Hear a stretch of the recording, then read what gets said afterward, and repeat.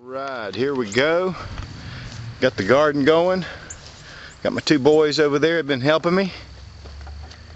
We tilled this up, finished tilling it up. We tilled it up earlier, but then we've refreshed it and put some manure, compost manure in there, and then mulch in the aisles. Excuse me. And here are my buddies. They've been working hard, and I tell you what, gardening is great for the soul. Great for the soul. This will just be a little bit of what we got started here. Now's the time to start your garden. We've gotten ours started. We plowed it up about 6 weeks ago, got it prepared, and then actually I went ahead and replowed this week when the rain stopped, and we planted quite a bit on Saturday, my sons and I do have a video of the ground actually ready to start planting. That'll come up right after this little segment. But you know, just get something started. You don't have to go to a huge extreme, but really to have a garden, it takes a while to really learn gardening if you've never gardened before. There are a lot of pitfalls you need to learn, so there's no better time than now to get your garden started and learn how to grow fresh vegetables that could sustain you and keep you healthy. But to be honest with you, there's nothing better than walking out in the evening and cutting off some lettuce, digging up a few radishes, getting some onion, a cucumber, walking in, cutting it, preparing it right there, and then having a good fresh salad. There's nothing better. So there's more than one benefit. And one of the things that I like to stress is have something, this preparation that you're doing, make sure that it incorporates into your life. There's no reason to get crazy. But to be honest with you, gardens have been around with the human race since the beginning of time. And I would highly recommend growing a garden, getting it started, and living on those vegetables. There's not a better way to do it. One thing about a garden you want to consider are heirloom seeds. These are seeds that reproduce. Most of the seeds that you buy at Walmart are usually genetically modified. And if these have been genetically modified, they will not reproduce.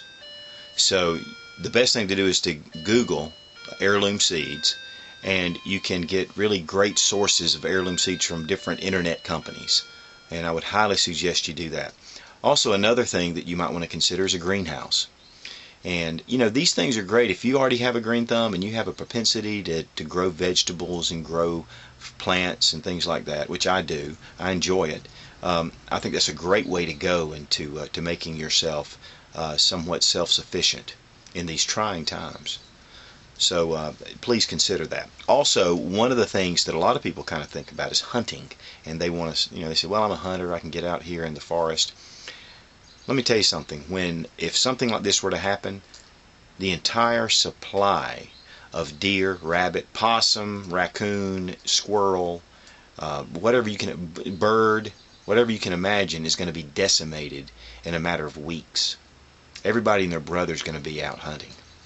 So, you know, that is a good supplement to what you're doing, no doubt. But to be honest with you, we have probably 20, 30 rabbits on our property anytime we pull into the driveway in the evening. And I'm going to tell you, those rabbits will be on the dinner table in a hurry. So that's one thing just to consider. Also, one thing that you may be saying, hey, I may have some chickens, goats, rabbits, cow, you go fishing. There are a lot of different things to think about.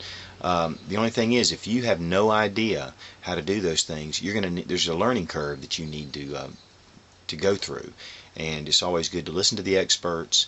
One of the things that I've been planning to do is maybe raise chickens. My grandfather raised chickens, and I used to go help him on the farm. So that might be a good start. Fresh eggs, also with chicken, you know, and then it's just great with the family. So that may be something you want to consider. One of the last things I want to talk about is in a bug out situation, you know, food that you need on the go. And one of the best portable foods that's complete, that doesn't require water, are the MREs, meals ready to eat.